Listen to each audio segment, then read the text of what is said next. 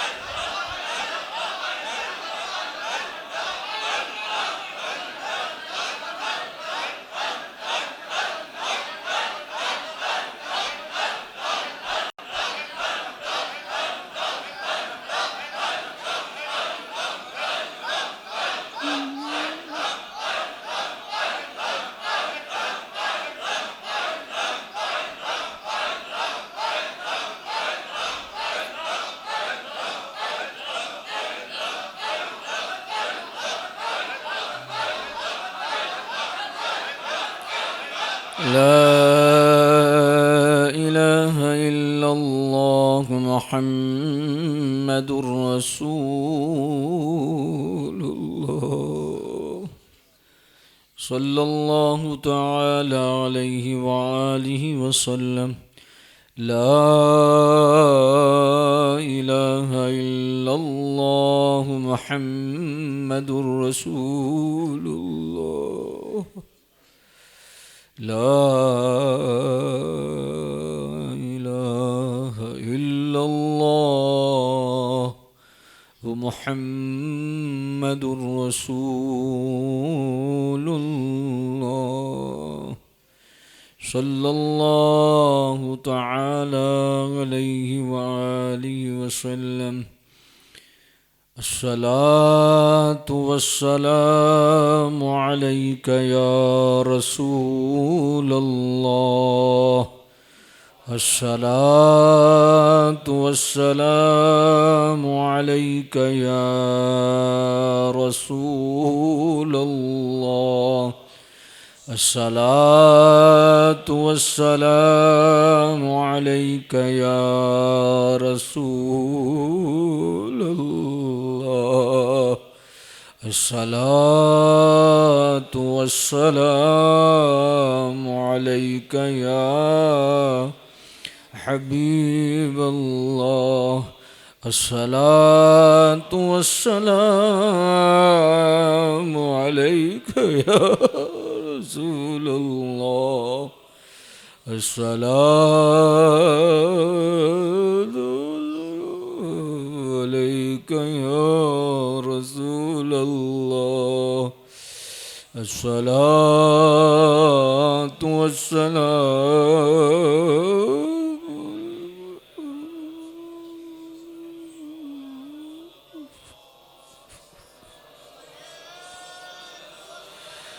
صلاة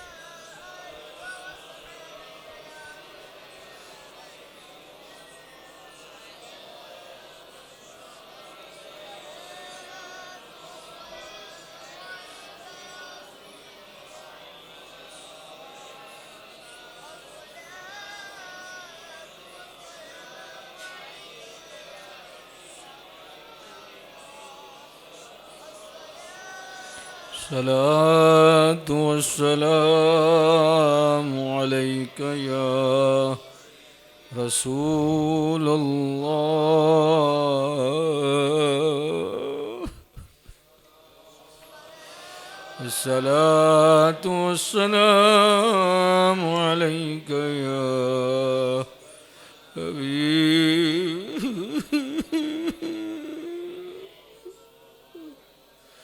الصلاة والسلام عليك يا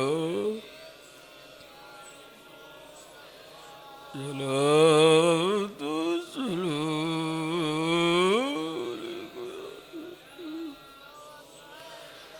الصلاة والسلام عليك يا رسول الله الصلاة والسلام عليك يا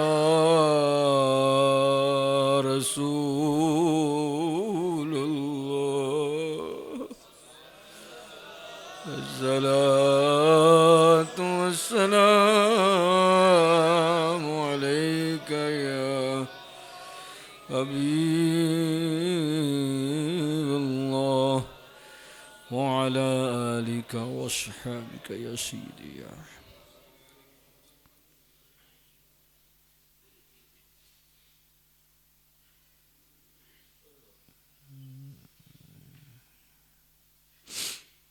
اللہ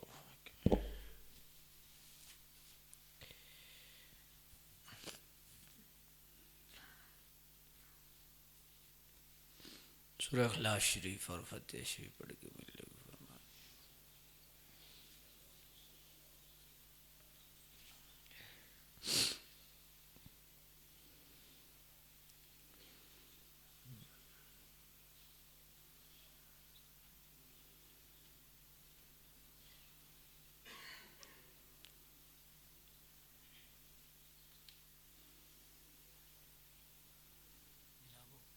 عثمان صاحب دے والا مرزا صاحب تے ندیم شیرہ تے اپنے حسن صاحب جڑے نے فرید چاچے انہاں دے والدین اپنے زید صاحب نے ندیم بھی فوت ہو گئی انہاں دے اصالہ صاحب واسطے دعا ہاں حسن صاحب دے وہ پھیر لڑکے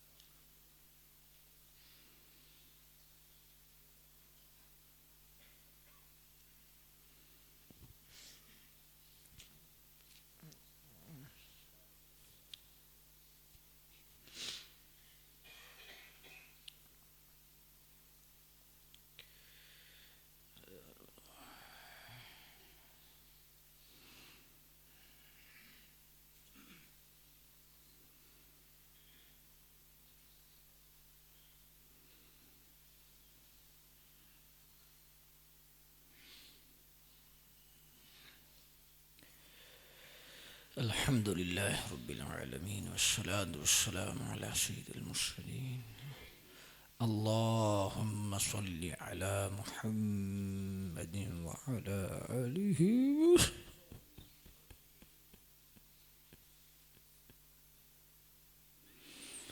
اللهم صل على سيدنا محمد وعلى آله وأصحابه أجمعين اللهم صل على محمد وآله وعترته بعد اللهم صل على محمد وآله وعترته بعد اللهم صل على محمد وآله وعترته اللهم صل على محمد وآله وعترته اللهم صل على محمد وآله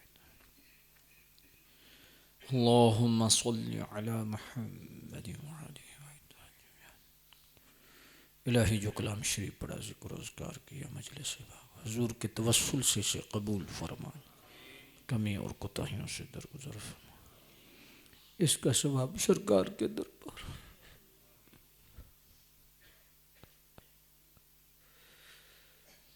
یا اللہ حضور پاک کے دربار میں پیش کرنے کا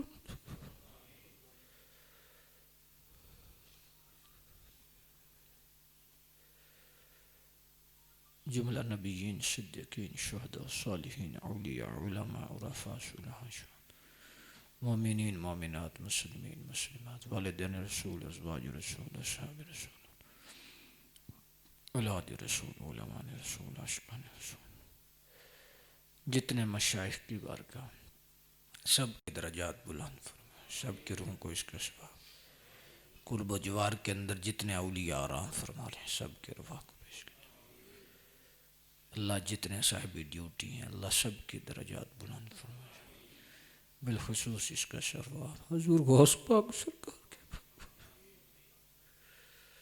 یا اللہ ہمیں ان کے مریدوں میں قبول فرما ان کے چاہنے والوں میں قبول فرما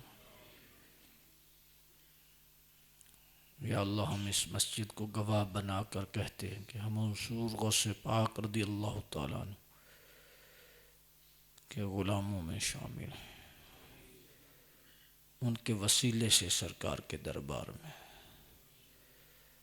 اور اللہ تیرے محبوب کے وسیلے سے تیرے دربار میں ہمیں معاف فرما دے۔ اللہ ہماری کوتاہیوں سے درگزر فرما دے، اللہ ہمیں معاف فرما دے، اللہ ہمیں معاف فرما دے۔ یا اللہ ہمیں نفس کے حوالے نہ کرنا، یا اللہ ہمیں نفس کے حوالے نہ کرنا۔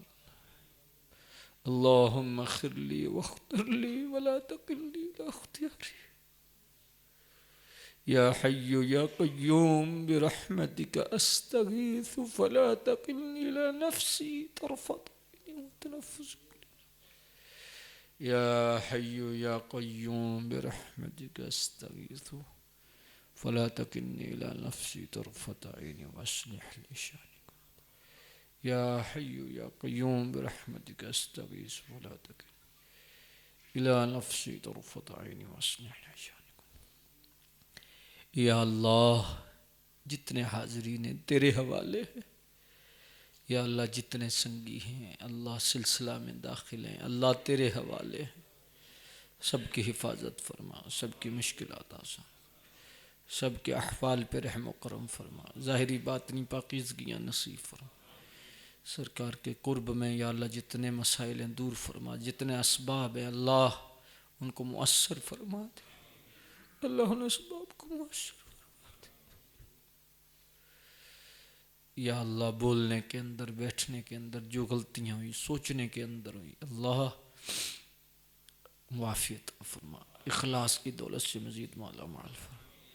یا اللہ ہم اجتماعی توبہ کرتے ہیں، اللہ ہمیں معاف فرما دے، اللہ ہمارے گناہوں کو معاف فرما دے، ہماری کوتاہیوں سے درگزر فرما۔ یا اللہ ہمارے اعمال میں اخلاص پیدا فرما دے، اللہ اخلاص پیدا فرما دے، خالصتاً اپنی رضا کا نور نصیب فرما دے، ہمارے والدین کے عزیز و اقارب، حضور کی جمی امت کی بخشش فرما دے۔ بہت سارے ساتھیوں کے لیے دعا کے لیے کہا گیا، عثمان صاحب کے والد محترم اور بہن کے لیے، افضل صاحب کے والد محترم بہن کے لیے، آصف صاحب کے پھوپھی زاد ہیں وہ، ظاہر صاحب کی والدہ محترمہ، اللہ دیگر مولانا خاور حسین صاحب کی روح کو پیش کرتے ہیں، قبول فرما، دیگر بزرگوں کے درجات بلند فرما، سب کی مشکلات آسان۔